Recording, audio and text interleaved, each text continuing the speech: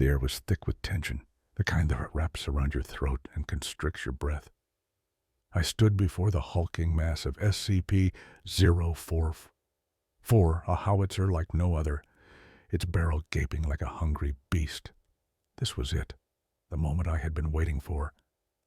I had been chosen to witness the next test firing, and the anticipation was electrifying.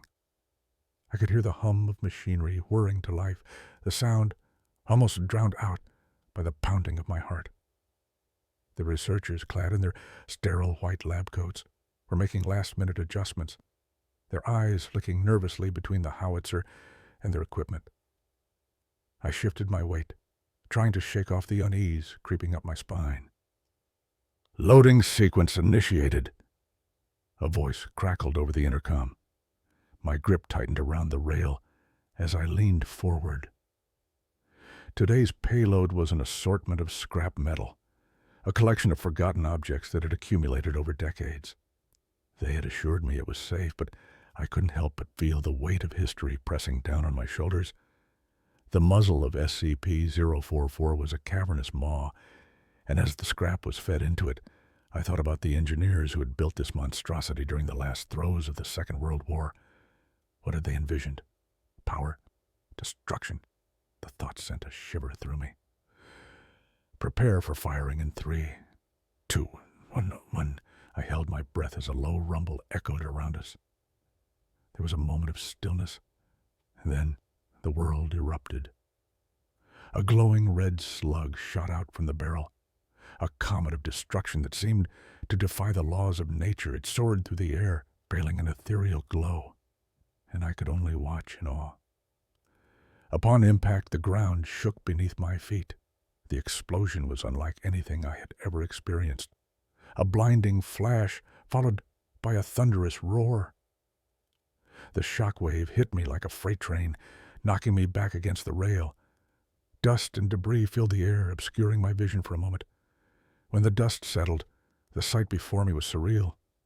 The landscape was scarred, a crater where the metal had struck. My heart raced with exhilaration and dread. Results show a significant yield. "Jill," I heard one of the researchers exclaim. "The mass-to-energy conversion is off the charts." But just as I began to process the magnitude of what had just occurred, a strange sound pierced through the aftermath. A faint grinding noise, like metal scraping against metal. My pulse quickened again as I turned to SCP-044. It was shaking, vibrating, as if something within it was awakening. "Is that normal?" I asked, my voice barely above a whisper.